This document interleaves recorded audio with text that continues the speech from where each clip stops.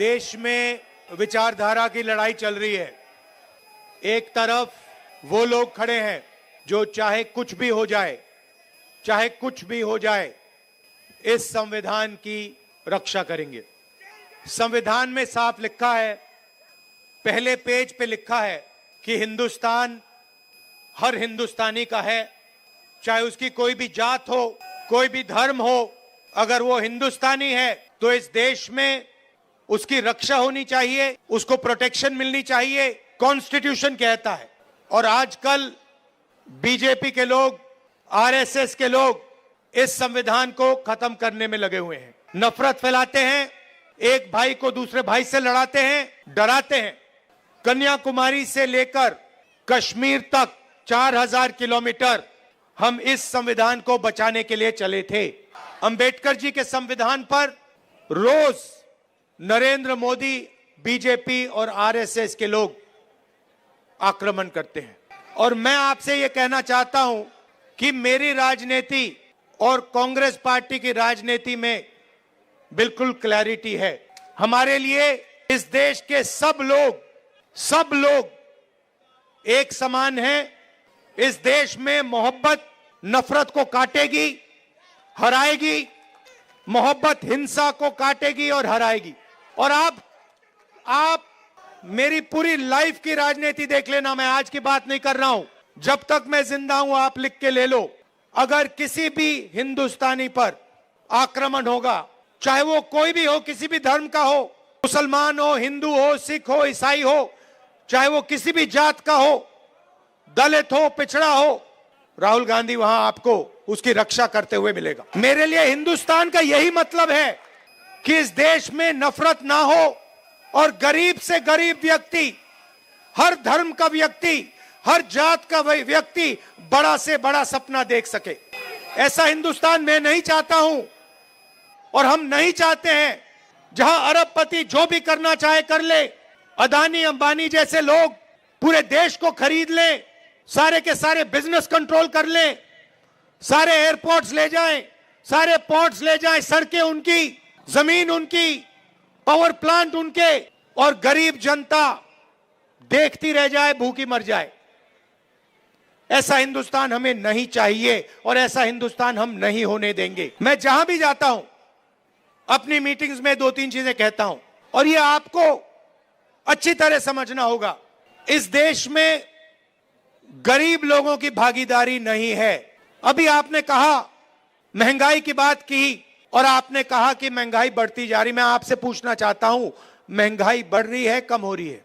महंगाई के बारे में नरेंद्र मोदी जी ने और केजरीवाल जी ने क्या कहा था? कहा था कि महंगाई कम करेंगे। हुई महंगाई कम? बढ़ती जा रही है। और गरीब लोग गरीब होते जा रहे हैं और अमीर लोग अमीर होते जा रहे हैं।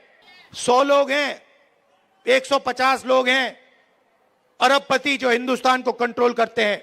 देश का पूरा फायदा उनको मिलता है। अदानी, अंबानी, नरेंद्र मोदी जी की मार्केटिंग करते हैं। आपने कभी नरेंद्र मोदी जी को इनके बारे में कुछ बोलते हुए सुना है? केजरीवाल जी ने अदानी जी के बारे में कुछ बोला है? कभी बोला है? एक शब्द नहीं बोलते हैं, एक शब्द नहीं बोलते हैं। और मैं साफ बोलता हूं कि हम अरबपतियों का देश नहीं चाहते हैं। मैं जाति जनगणना की बात करता हूं और मैंने उदाहरण दिया, इस देश में कम से कम 50% पिछड़े वर्ग के लोग हैं, 50% पिछड़े वर्ग के लोग हैं, 15% दलित हैं, 8% आदिवासी हैं, 15% माइनॉरिटी हैं।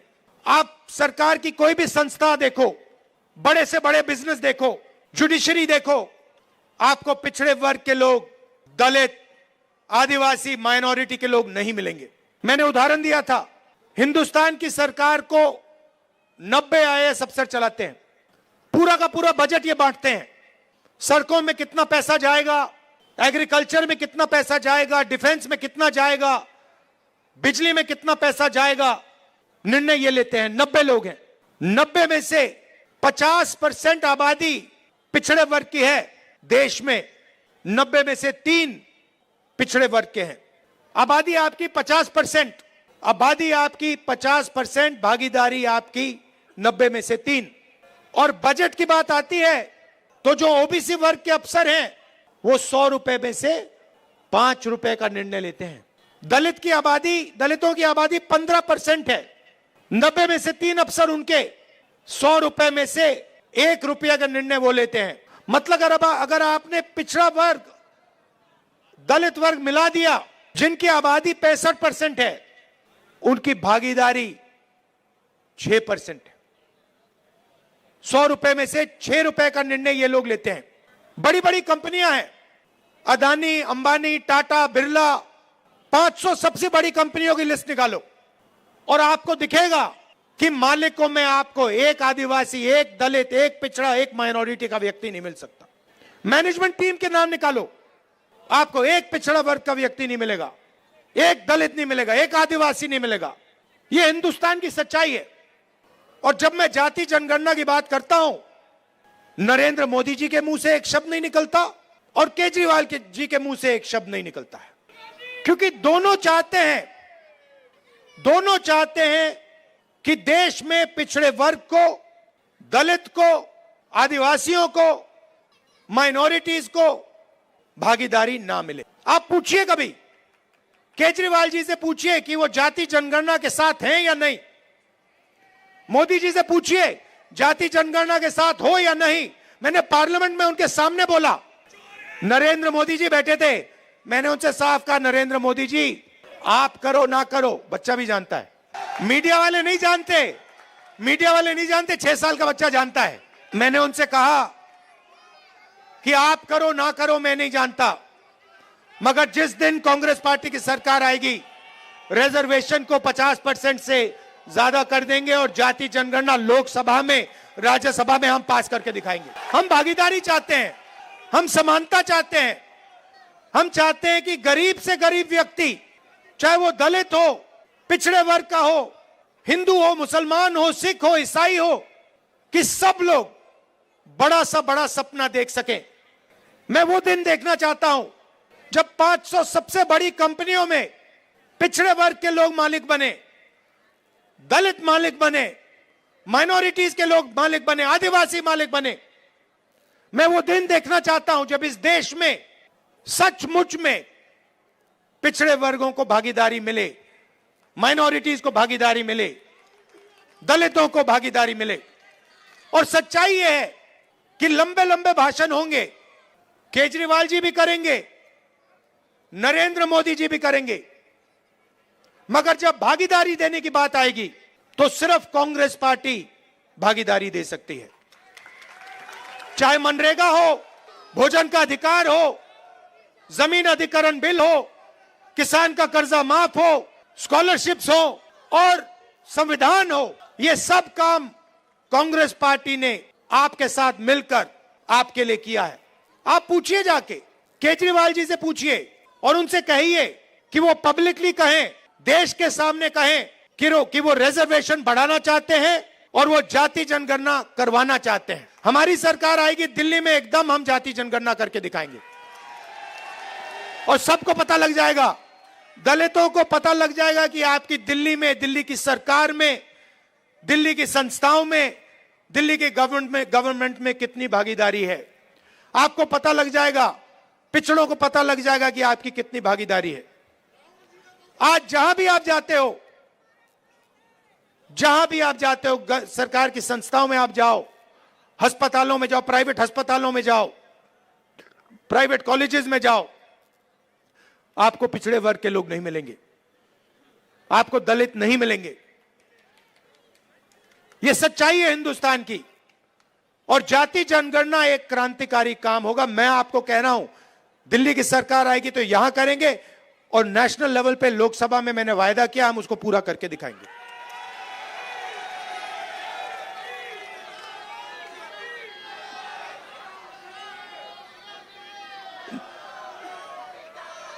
जब केजरीवाल जी आए थे, आपको याद होगा, शीला जी की सरकार थी, आपको याद है वो दिल्ली, याद है आपको? और केजरीवाल जी आए और केजरीवाल जी ने बहुत बड़ा प्रचार किया, दिल्ली को मैं साफ कर दूंगा, भ्रष्टाचार मिटा दूंगा, पेरिस बना दूंगा। अब देखिए हुआ क्या। आप देखिए बाहर चला नहीं जा सकता है, ऐसा पोल्यूशन है, बाहर चला नहीं जा सकता है, आधे लोग बीमार रहते हैं, कैंसर बढ़ रहा है, पोल्यूशन बढ़ता जा रहा है, महंगाई बढ़ती जा रही है। और उन्होंने कहा था कि भ्रष्टाचार को अरविंद केजरीवाल जी मिटाएंगे। अब आप बताइए, दिल्ली में अरविंद केजरीवाल जी ने भ्रष्टाचार मिटाया क्या?